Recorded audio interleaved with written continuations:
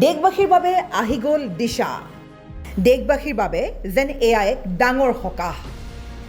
ঘৰুৱা গেছৰ নাটনিৰ মাজতে ভাৰত পালেহি দিশা। দিশাৰ আগমনে দেশৰ গেছ সংকট বহু পৰিমাণে লাঘৱ কৰাটো হৈ পৰিল নিশ্চিত। আপুনি শুনি আছে চাৰিওদিশে দিশা দিশা, কেৱল মাথো দিশা। হয়তো ভাবিছে কোন এই দিশা বা কি হয় এই দিশা। তেন্তে শুনক, দিশা হৈছে এক তেল পৰিবহণকাৰী এখন টেংকাৰ, এখন বিশেষ জাহাজ, যাৰ নামেই হৈছে দিশা। যিটো মধ্যপ্ৰাচ্যত লাগিছে হাহাকাৰ।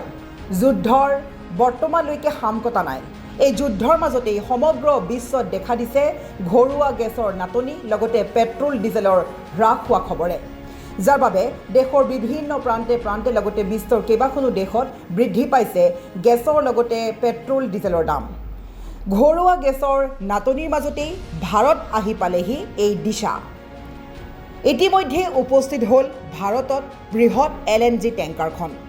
টেংকাৰখনে ভাৰতলৈ কঢ়িয়াই নিছে প্ৰায় ৬২,৩৭০ মেট্ৰিক টন LNG কাৰ্গো। ১৫ জুন তাৰিখে হৰমুজ পাৰ হৈছিল এই দিশা নামৰ টেংকাৰখন, আৰু ১৫ তাৰিখে হৰমুজ পাৰ হৈ অৱশেষত আজি পুৱাৰ ভাগত ভাৰতত উপস্থিত হ'ল দিশা। দিশা টেংকাৰখনৰ আগমনে দেশৰ এতিয়া গেছৰ সংকট বহু পৰিমাণে লাঘৱ কৰাটো হৈ পৰিছে প্ৰায় নিশ্চিত।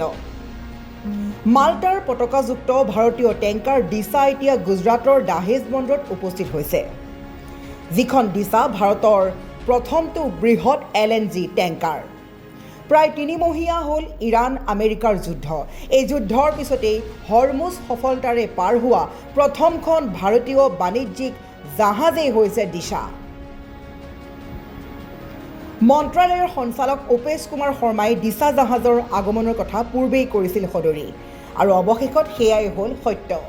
ভাৰত আহি পালে সকলোৰে সকাহ দূৰ কৰা এই বিশেষ টেংকাৰ দিশা।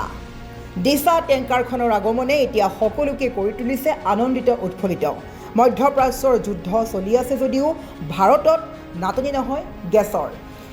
ঘৰুৱা গেছৰ নাটনিৰ মাজতেই হাহাকাৰময় সৃষ্টি হৈছিল জনতাৰ মাজত, কিন্তু দেখিবলৈ পোৱা গৈছে এতিয়া দিশাই যেন সকলো অসুবিধা দূৰ কৰিবলৈ সাজু হৈছে, কিয়নো গুজৰাটত উপস্থিত হ'ল ভাৰতৰ বাবে অহা প্ৰথমখন টেংকাৰ দিশা, যিখন দিশা হৈছে বৃহৎ LNG টেংকাৰ, প্ৰথমখন বৃহৎ LNG টেংকাৰ বুলি ক'ব পাৰি। গতিকে ঘৰুৱা গেছৰ নাটনিৰ মাজতেই ভাৰত আহি পালে বাৰে বাৰে কৈ থকা এই দিশা নামৰ টেংকাৰখন।